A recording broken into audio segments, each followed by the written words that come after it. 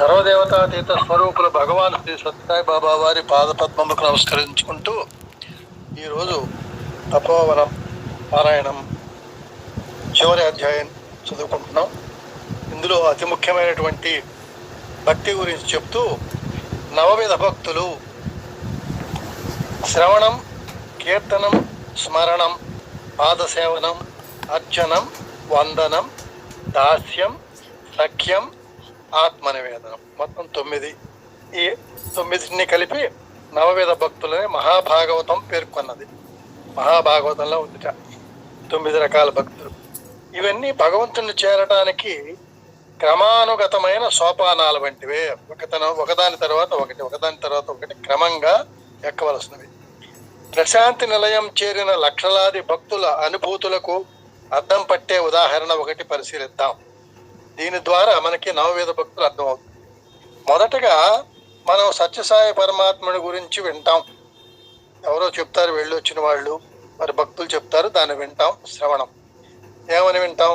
అనంతపురం జిల్లాలో పుట్టపర్తి క్షేత్రంలో సత్యసాయి భగవానుడు ఉంటారని, ప్రశాంతి నిలయం మందిరంలో సాయినాథుడు ఉదయం సాయంత్రం దర్శనం ప్రసాదిస్తారని, అరుణకాంతులు చిమ్మే పొడవాటి అంగీతో నల్లని శిరోజ సంపదతో ఆకర్షణీయమైన దివ్య రూపంతో స్వామి అనుగ్రహించే దర్శనం అద్భుతమైన ఆనందం కలిగిస్తుందని, స్వామి స్పర్శ మాత్రం చేతనే, మధుర భాషణం చేతనే కష్టాలు తొలగించగలరని, క్షణంలో శూన్యం నుంచి ఏ వస్తువునైనా సృష్టించగలరని, సంకల్ప మాత్రంతో ఎటువంటి రోగమునైనా నయం చేయగలరని, ఇలా భగవాన్ బాబా గురించి రకరకాలుగా వారి భక్తుల ద్వారా వింటాం. ఇది మొదటి దశ, శ్రవణం. ఆ తర్వాత ఇంటికి వచ్చి మనం ఇంట్లో వారందరినీ దగ్గరికి పిలిచి మనం ఈరోజు విన్నదాన్ని వాళ్ళతో ఇంట్లో చెప్పుకుంటున్నాం. నీవు విన్నావా ఈ చిత్రం? సత్యసాయి బాబా సాక్షాత్తు భగవంతుడట, ఆయన దయా సముద్రుడట, ఆయన ప్రేమావతారుడట అని తాను విన్నదంతా కూడా, వాటికి ఉదాహరణలు కూడా విన్నవి చెబుతూ ఆ భగవంతుడిని అనేక రీతులుగా స్తుతిస్తాం. ఇది 2వ దశ. 3వ దశ స్మరణం.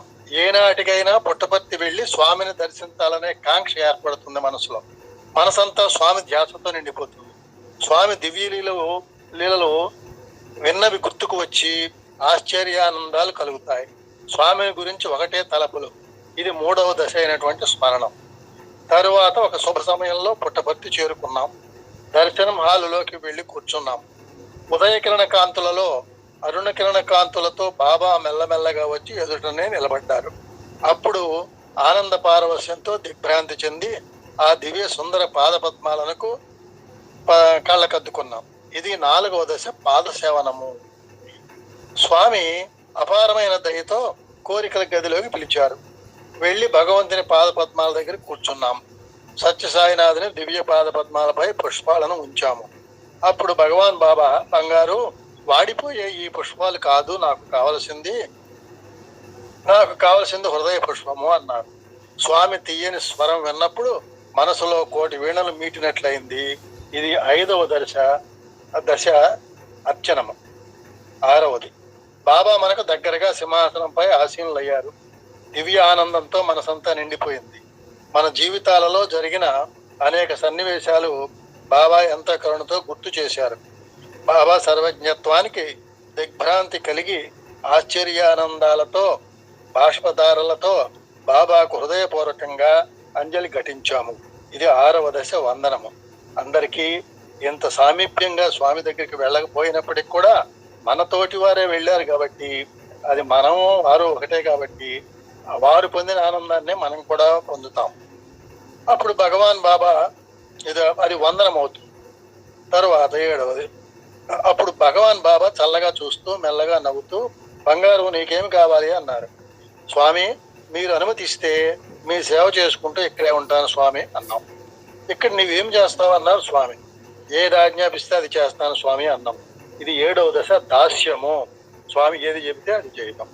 ఇది పుట్టపర్తిలో కావచ్చు, లేదా మరొక సముద్రంలో కూడా, ఎక్కడైనా ఏ ప్రాంతమైనా కావచ్చు.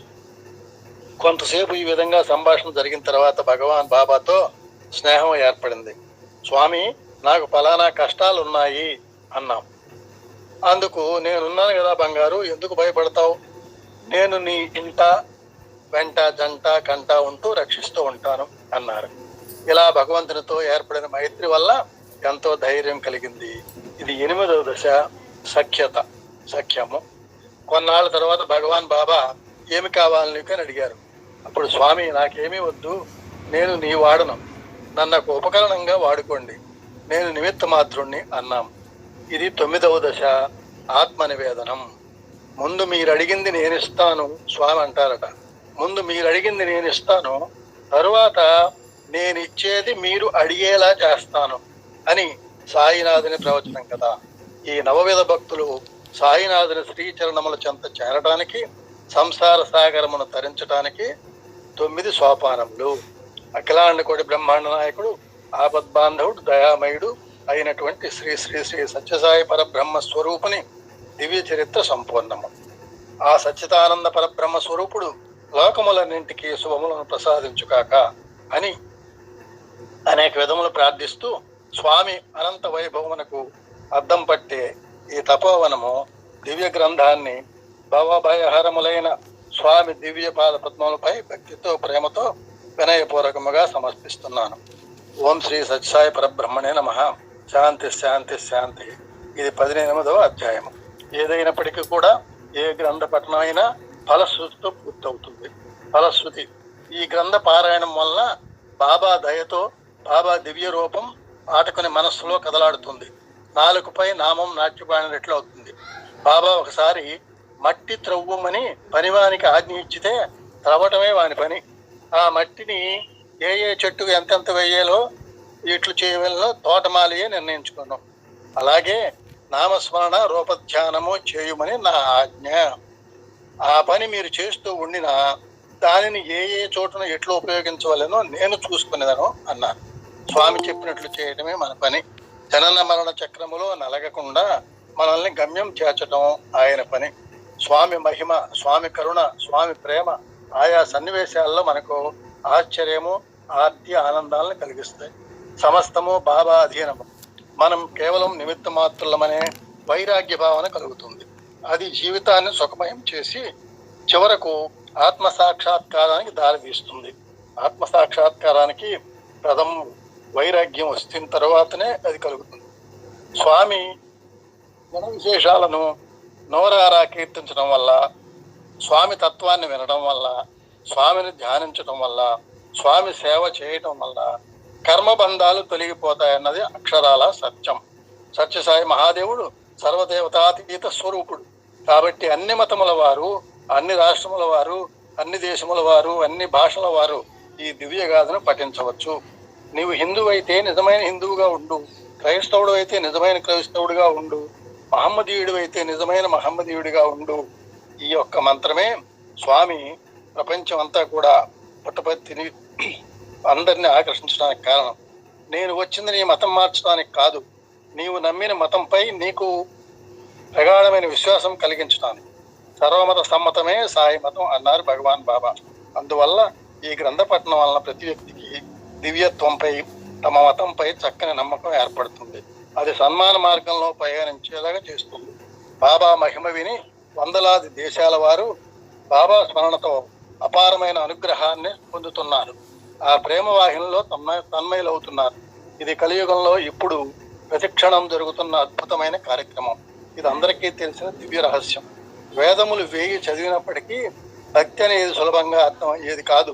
అటువంటి ఆ వేద పురుషుని గురించిన తపోవనము అనేటువంటి ఈ సాయి సచ్చరిత్ర అనే ఈ వేదము చదివితే భక్తి తత్వం చాలా సులభంగా అర్థమవుతుంది.